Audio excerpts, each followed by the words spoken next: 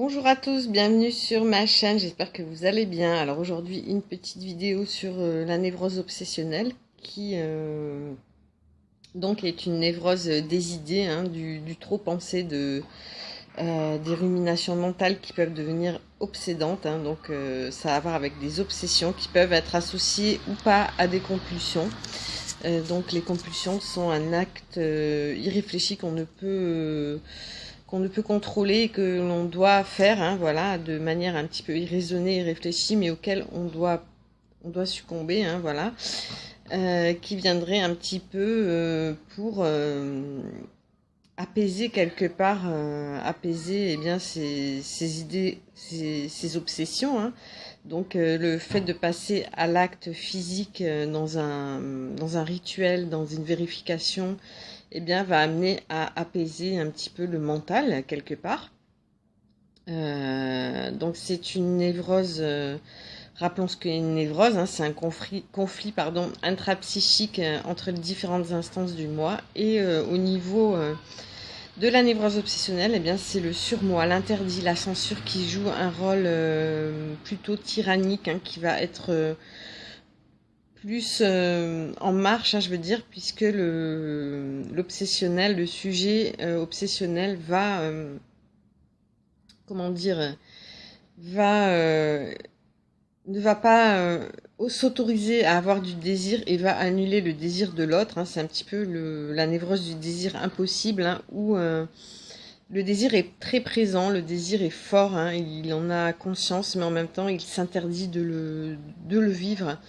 Tout simplement, donc c'est un petit peu l'ambivalence aussi, hein, de l'obsessionnel, hein, qui est plus dans le contrôle, oui, dans un omni-contrôle permanent, dans un perfectionnisme aigu, hein, quelque part, qui est très médiculeux et donc un individu où il y a très peu d'affect finalement, qui est assez froid, puisque tout ce qui concerne le lâcher-prise au niveau de l'amour, de l'émotion, euh, eh bien ça ne voilà, ça ne marche pas, hein. Il est plus dans la rétention, dans le contrôle.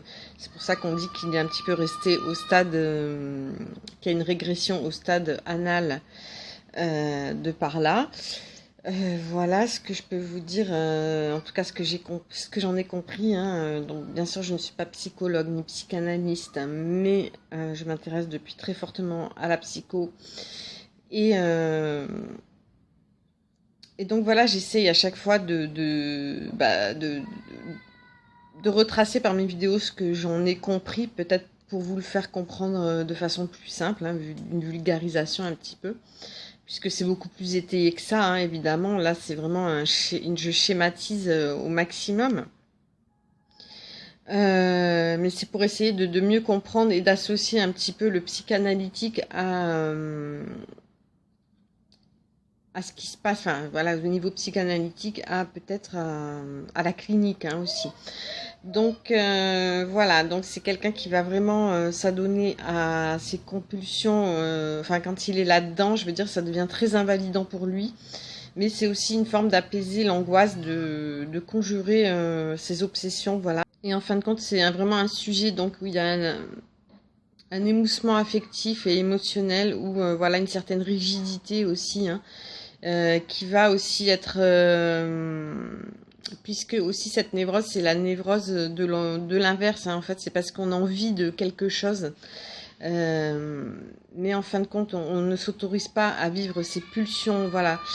Et donc, c'est toujours au niveau de la pulsion aussi, et donc, comment dire, le sujet va s'interdire et va même faire l'inverse, hein, ce qui va donner cette ambivalence. Et eh bien, cette façon, c'est par exemple, il désire quelque chose, il va se l'interdire vraiment profondément, et donc il va, d'un autre côté, développer, euh, développer à l'inverse, comment dire, j'arrive pas vraiment à le formuler, mais c'est un petit peu ça, la névrose obsessionnelle.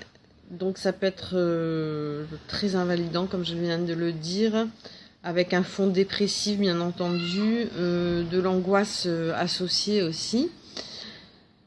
Une fatigue extrême, hein, puisque c'est extrêmement usant, fatigant de s'adonner à des rituels qui n'ont plus aucun sens, hein, finalement, mais auxquels le sujet ne peut plus se soustraire.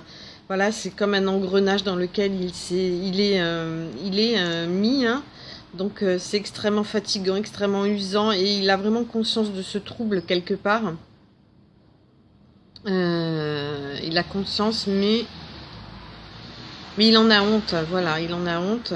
Donc c'est souvent sur les thèmes de propreté, d'hygiène ou de vérification. Voilà, il y a aussi un fond de conflit oedipien qui n'est pas résolu, hein, quelque part. Et c'est pourquoi au niveau du désir, il s'emploie à détruire, hein, le désir, le sien et celui de l'autre. C'est pourquoi c'est au niveau de la destruction, ben, c'est plus associé à une pulsion de mort, hein, morbide. Voilà. Ce que je peux vous en dire. Il y a beaucoup de choses, hein, bien évidemment, c'est très compliqué, ça va beaucoup plus loin que ce que je vous dis, hein, mais en gros, schématiquement, c'est un petit peu ça qui se passe, hein, c'est voilà, là où l'hystérique va se mettre comme enjeu de l'autre, hein, va vouloir être l'enjeu du désir pour l'autre, et bien lui va le mettre à distance, ça ne l'intéresse pas en fin de compte. C'est pas la recherche du plaisir, du désir, hein, qu'il recherche, même si il s'emploie quand même à le soutenir d'une certaine façon. Donc d'où par là son ambivalence en fin de compte. Tout en le détruisant, il cherche à le soutenir. Donc il est très paradoxal là-dessus. Voilà. Hein. Voilà, en fait, ce qui gêne l'obsessionnel, c'est son propre désir, hein, au final, puisqu'il ne sait pas vraiment quoi en faire. Voilà, et que la névrose, c'est toujours quelque part une défense, hein, contre un désir de base, hein, qui après s'est transformé aussi en autre chose, en fin de compte. Car en fin de compte, il se défend de ce désir de toutes ses forces, il se défend de toutes ses pulsions associées aussi à un traumatisme originel, hein, donc les deux en imbriqués, ça peut donner vraiment